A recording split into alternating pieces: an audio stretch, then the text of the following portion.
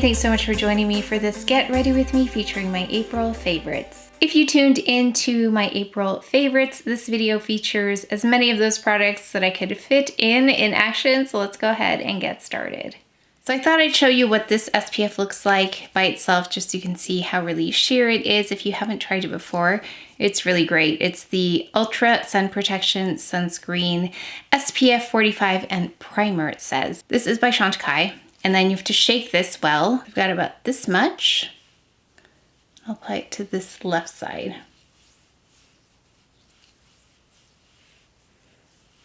And this is one of those SPF products that I like to reapply. It feels really nice on the skin, not greasy at all. It has a nice dry down to it. It takes a moment though. It doesn't dry down immediately, but when it does dry down, it feels really satiny. You can see it mattifies a little bit as well. You can see it took down the shine. I'm definitely shinier on this side with just skincare. So if you don't like foundation or concealer and just want SPF, this is a really, really nice one. And then if you want a powder on top of this, it's great as well. I think it's one of the best SPF products out there if you want something that's translucent, something that doesn't have a white cast. It feels really comfortable to reapply, especially when it's really hot outside. Of course, another alternative is the Clé de Peau Brightening, but you will get more of a white cast, but it also has that brightening aspect to it. So I've kind of been going between this one. This is for a no makeup look. And if I want extra brightening, then I'll go in with this Clé de Peau. So it kind of just depends on the day. This is the Ilia Super Serum Skin Tint SPF 40, and I do have mine in Paloma, and one of you mentioned that you're around the same shade as me and it's too light for you. Yeah, it's definitely on the lighter side for me, and thinking back, it was, I believe, the undertone that was the thing that I was going for here. As I looked into the other shades that were deeper, the undertone was not correct, so I went with this one, but I'll show you half just on the skin because I wanted to show you without a primer. Yeah, these are both really great warm weather products because they're very lightweight, really comfortable on the skin. And then remember, after a minute or two, it will adjust, so it will deepen up a little bit here versus initial application. I'll go ahead and apply it on top of this SPF primer. Even though this is SPF already, I do want to even out my face here. And I wanted to show you without primer just so you can see how it meshes with the skin. Continuing with the lightweight makeup, which I like for warmer months. Of course, I still do love my tried and true concealers, Sisley for the under eye with La Prairie to brighten, and then Clé de Peau for the dark spots. But sometimes I like to change it up, and these are the things I've been using. So the RODIAL Peach Lowlighter. So I go under the eye with this.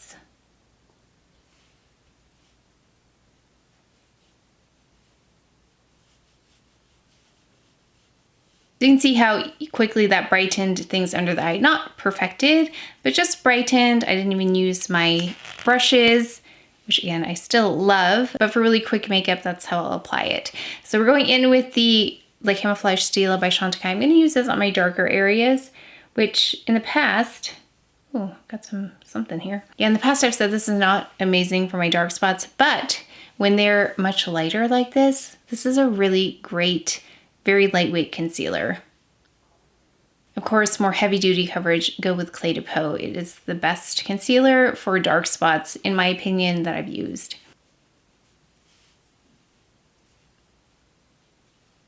A little bit of Next Generation Eye Base by Chantecaille.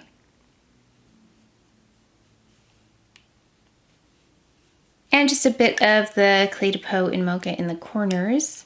I'll add that later as well to clean up, but I like to just neutralize with this. I'm gonna go in with this Chantecaille pen and just target it here in the darkest area, just like I do with the La Prairie. Going in with Chantecaille's Perfect Blur Powder, and I always use this brush with it, the Buff and Blur. I have two of them. I have the regular size as well as this travel size.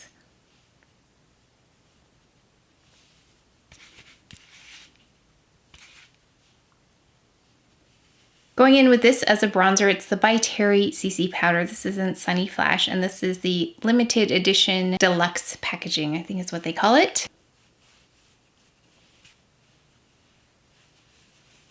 Then I'm going to take this big MER brush and just dust really really gently over the entire face. Then I wanted to show you this brow product. I actually think I demoed it this way before, but it didn't turn out as nicely as I've been able to get it to work for me. So it took a little practice for me on this, and it's not totally consistent yet. Sometimes it turns out better than other times, but I am going to apply this first. Usually I'll apply a pencil first, but I'm going to start with this and then just fill in very strategically. Okay, so then I'm going to go in and just apply in the middle first because more of the product tends to be deposited initially. So going in on the center part, going against the grain, you can see how I'm pulling the hairs in the opposite direction. And then I move towards the front because this does also, if you get the wand close enough to the skin, will add color and then define the brows a little bit more. But it also can deposit it unevenly, which is a little bit tricky. So that's why it takes some practice here. Otherwise I'll end up with like a clump of color in a certain spot, but that's not a big deal because I can just go ahead with a spoolie and break up that product. You can really see how long my brow hairs are once I get them to stand up. And then like this.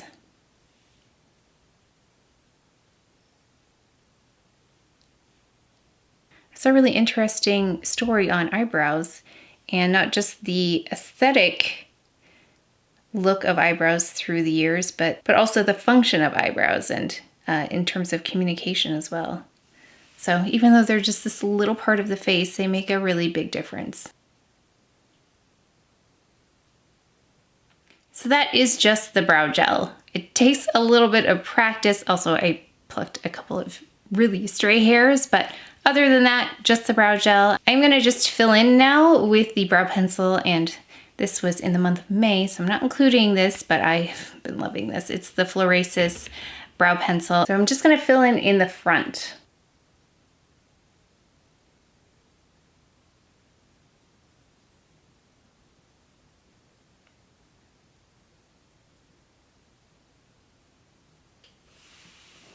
You can see how gently that filled in, and then any sparse areas, like I've got a couple of sparse areas there, just really minor adjustments.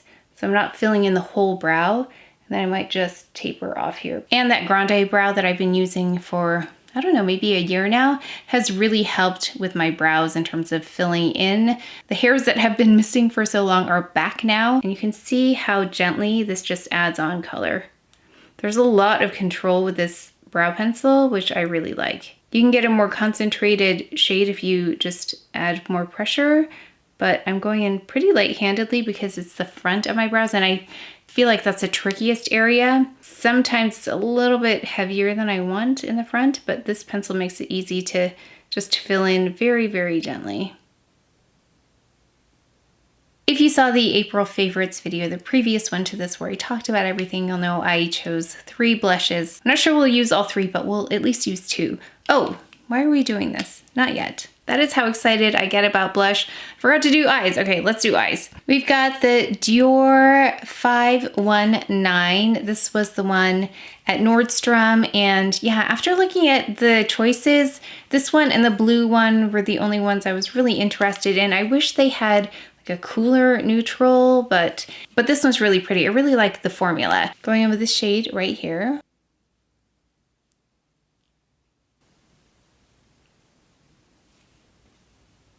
One thing I think would have been a great thing to add is a more neutral crease shade. I wanted to try this today. I wanted to use this shade from the GUERLAIN Terracotta Lt. This is an 01. I still need to do the comparison between 01 and 03. This right now, though, doesn't look much different than the 03, so this will be interesting when I actually do that video.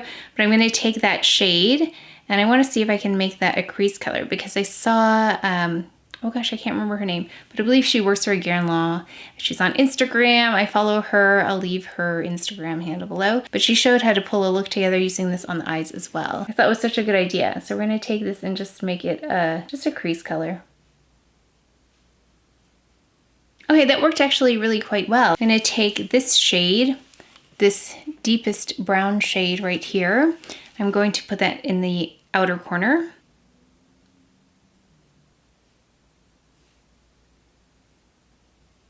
And then let's take this shade right here, and I'm just going to place it in between the deepest shade and the initial shade. This is the eyeshadow liner Kohl in Rouge Noir. This is the one I did a whole look with. I just smudged it out. It's a really pretty shade. Okay, so just tight lined with that, I'm gonna make a little wing, little kitten wing.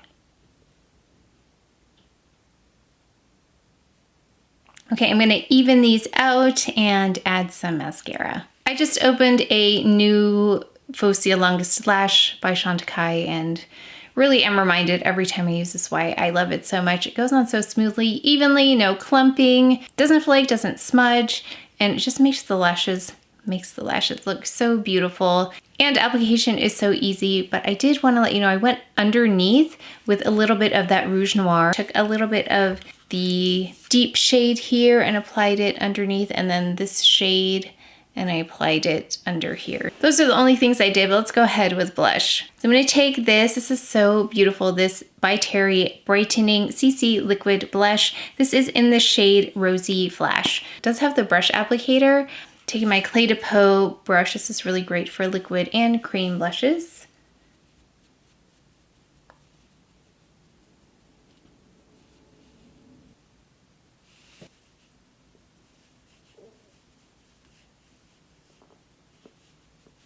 I'm going to take a bit of the Valentino blush because it's a little peachier. This is in shade 9. It's a really pretty blush too, really pretty formula. You can see it right there.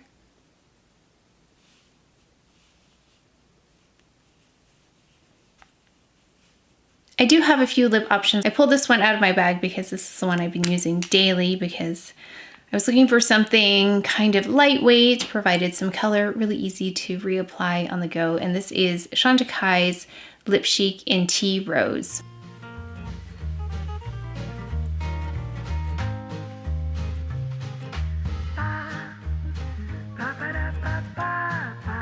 And then Esom came out with a couple of new beautiful shades in their lip liners, and this is a really pretty way to add a matte lip, or you could add a little gloss on top to make it more like a lipstick. So we're gonna go in with this one. I think this was my favorite shade in Blushed. Let me remove this. So we're gonna go in with the more peachy side. There's like a pinker side and a peachier side. So let's go in with the peachier side first.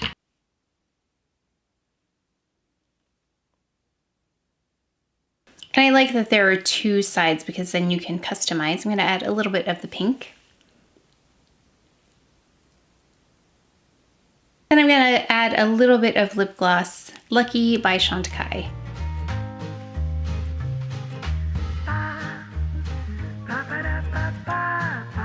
Okay, so I've removed that lipstick, and when I did the Chanel video, I was reminded of these Le Rouge Duos that I love so much. This is in the shade 43.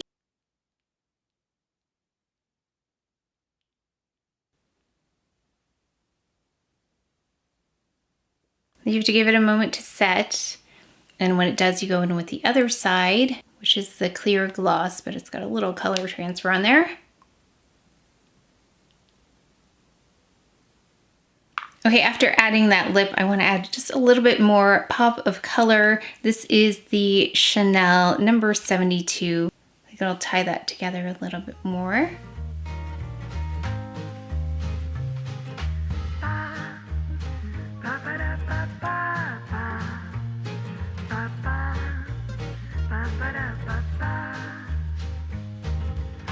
And then this fragrance, which has one of the most beautiful bottles. And these are handmade, so they will look a little bit different from bottle to bottle. In fact, my mom liked this one so much she ordered one, but hers didn't have nearly as much green in it.